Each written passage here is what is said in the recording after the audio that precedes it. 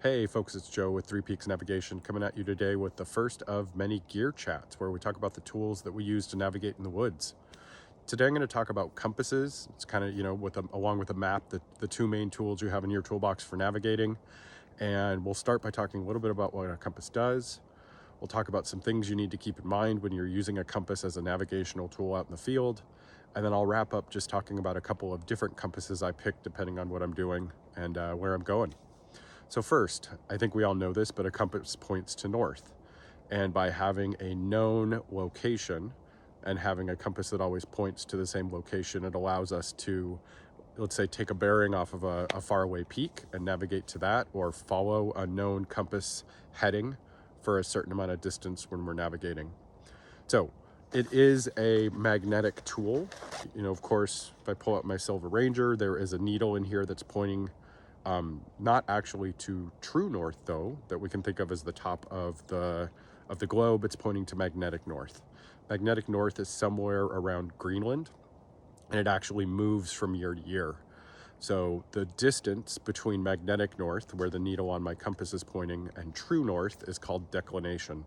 Declination's a topic we could spend a bunch of time on. We'll get to that eventually. But the important thing that you need to know when you're out in the field is, are you using true or magnetic bearings? Are the people that you're navigating with and communicating with, are you all using true or magnetic bearings? Most paper maps and most apps like Gaia and Onyx are going to be showing you maps oriented to true north. And so there's some tricks we can do if we're using a magnetic compass to correct for that and correct magnetic to true. Where I'm standing here in Western Washington, the declination, or the difference between true and magnetic north, is about 15 degrees east. Again, we'll get more into that. There's resources that you can use to find out what the declination is for your area. So in addition to making sure that everybody's using, true or magnetic north azimuths, you need to be able to communicate that information to other people and hopefully know what they're using. As I said, most people in the field using paper maps are going to be using true azimuths. The two people that I can think of that might be using magnetic are aircraft, so helicopters and airplanes. Obviously, they fly across long distances, and so magnetic is beneficial to them. Although, with GPS, that is something that's changing a little bit. Similarly, naval, vessels, marine vessels often use magnetic bearings. So again, just make sure everybody's using the same thing before you get started. A couple other things to keep in mind about your compass. It is a magnetic device, and so it can be impacted by metal. So if you've got metal, in a chest rig like this, maybe you're hunting and you've got a rifle strapped to your pack, just be aware that that can throw off the accuracy of your compass. Frankly, the easiest way to figure it out is to hold a compass out in front of you, and as you move it closer to your body, if that needle starts to move one way or another, that's an indication that it might be throwing things off. Some compasses don't seem to be too bothered by it. Some seem to be severely impacted, so that's just something to keep in mind. Obviously, if you're sitting in your car or in the house, your compass isn't going to work very well. It's also impacted by electromagnetic interference. So if you're standing under power lines, especially those big high tension power lines, that's going to throw off your compass. You're going to want to move a ways from those. So we've talked a little bit about what a compass does. We've talked about some things to keep in mind when you're navigating. Next, let's talk about the compasses I use. So, like any other gear in your pack, the compass you pick is going to be dependent on where you're going, what you're doing, how long you're going to be out.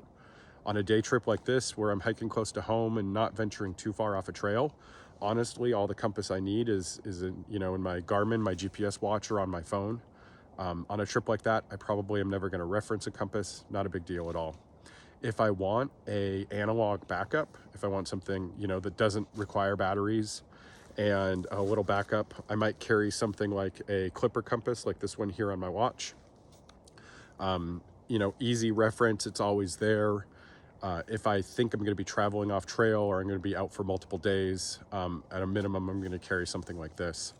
If I know I'm going to be going off trail, or I know I'm going to be doing anything that requires precise navigation, or I'm going to be working, and trying to transpose compass information onto a map.